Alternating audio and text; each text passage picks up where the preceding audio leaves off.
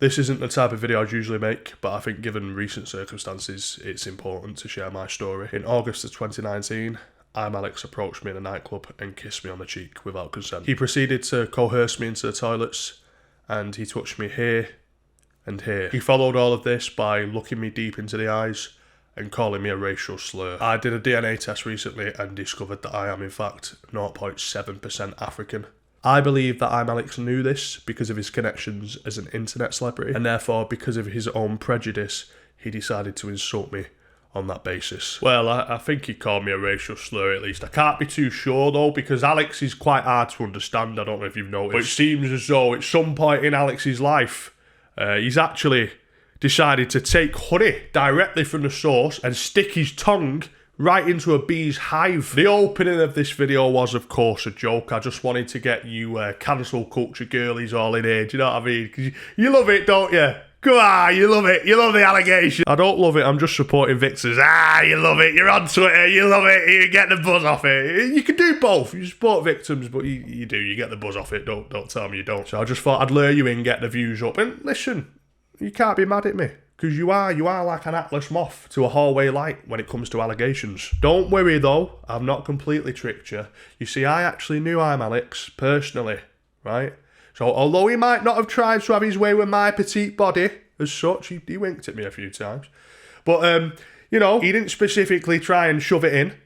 With that said, I've still got a bit of tea for you, right? Mr. Moral Grandstander himself, the crusader of YouTube abusers, outed for telling his missus he's going to smack her in the head with a brick. You just can't make it up, can you? I do have to tell you a little industry secret here as well. It's actually common knowledge amongst YouTubers that if any of us ever decide to get a little bit touchy-feely with the hands, you know what I'm saying, don't you, YouTubers? Sometimes the hands come out. It's just part of being a YouTuber, yeah, you know what I mean? The hands come out. One of us is at a meet and greet, for example. We see a pretty woman. We lose composure.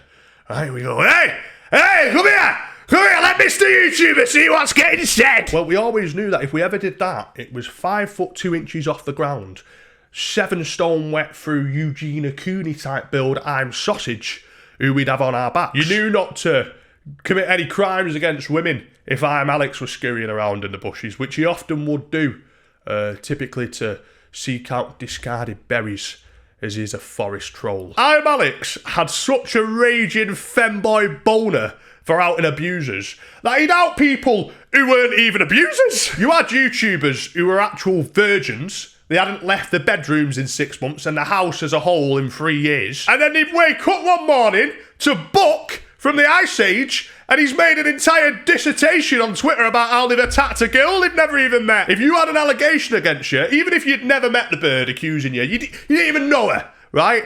Alex didn't care. He wasn't asked. He jumped on it still. He did it for the love of the game, Alex. Yeah, he was just passionate about it. Fast forward a few years, and Alex has run out of people he can call abusers. He's already gone through all of UK YouTube. They're all abusers, apparently.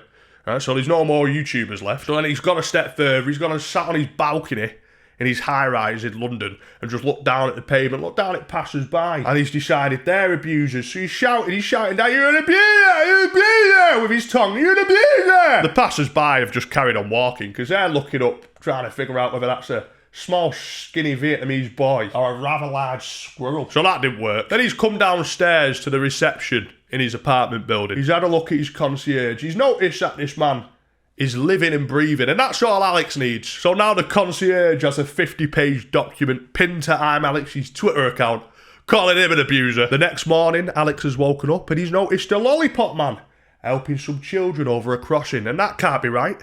A man near children? No. So now he's an abuser. The lollipop man has gone on to lose his job because Alex has sent over an email with a strongly worded voice message to London City Council. The lollipop man was later reinstated to his position because when the council looked over the voice message, all they could actually hear was just a man choking on his own tongue. And thus, we arrive at the present day. Alex has falsely accused everyone within his peripheral line of sight.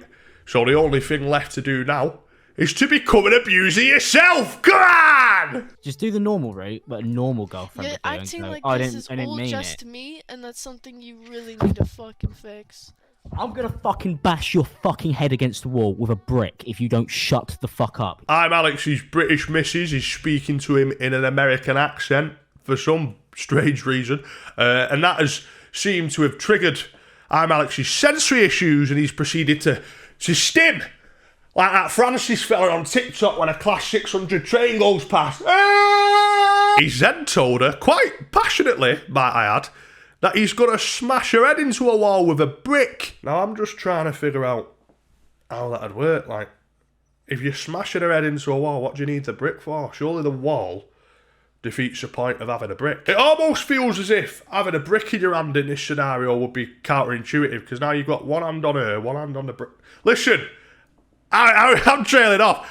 The point of the matter is, I'm Alex needs to seriously reconsider how heavy a brick is. Because realistically speaking, I don't mean any offence by this, Alex, but I do not think that your string bean arms will be able to lift up a brick. Now, when it's too fucking late, you admit that you did everything fucking wrong. But when it actually matters, when you should lay down like a good fucking dog, you don't fucking do it. You fight for some reason. I don't know why you fight, because you're losing. You should lay down like a good fucking dog. That is mental. You know what I'm Alex needs, right? He don't need prison. He don't need to be locked in a padded room. None of that.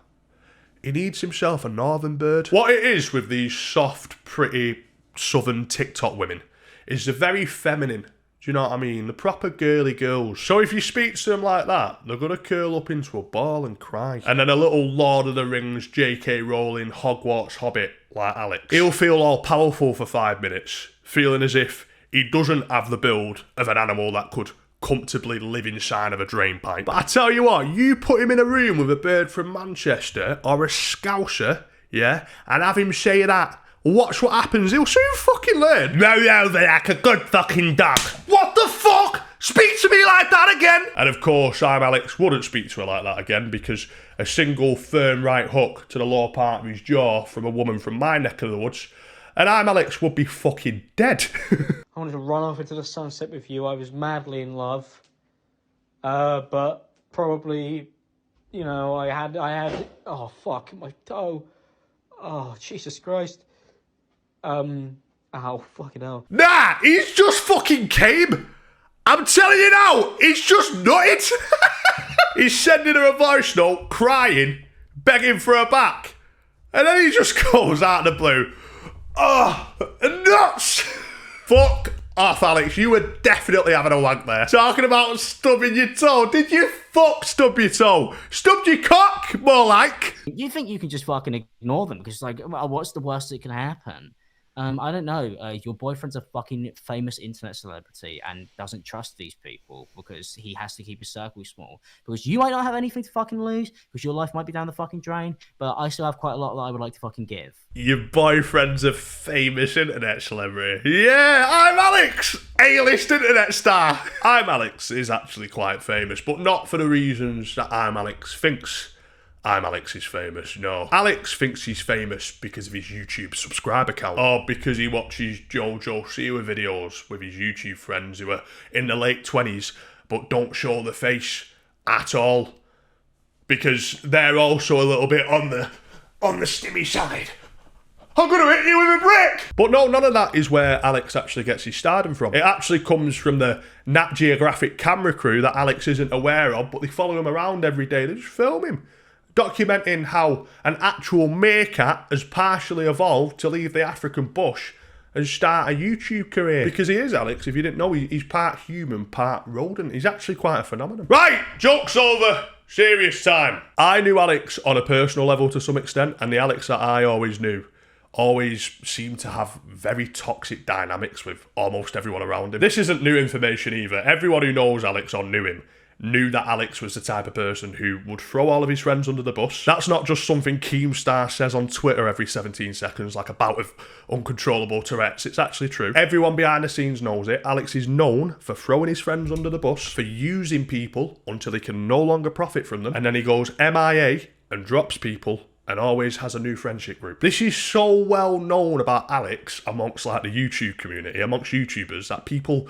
joke about it to this day. I'm not going to sit here and suggest that because this bloke is known to treat his friends with utter contempt, that translates to people around him knowing what he was treating his girlfriend like. I'm not saying that because that will just be speculation. I really don't know. I know as much as you do on that point. But I can tell you, without exaggeration, that the number of people in the YouTube scene who have a problem with I'm Alex is too numerous to count. With all of this in mind, I need to echo a point that I feel like I could make until I'm blue in the face. And that is that the young people who have developed these parasocial relationships with YouTubers that they have never met outside of meet and greets really need to think about detaching themselves and not getting too involved and too invested in these people. Because what you're actually invested in is a carefully constructed personality that these people purposely sell you on. You do not know much, if at all anything, about a person just because you watch their videos. Look at YouTubers as just YouTubers and nothing more, and then you'll be alright. Thank you for watching. Consider subscribing if you haven't already, and I'll see you very soon.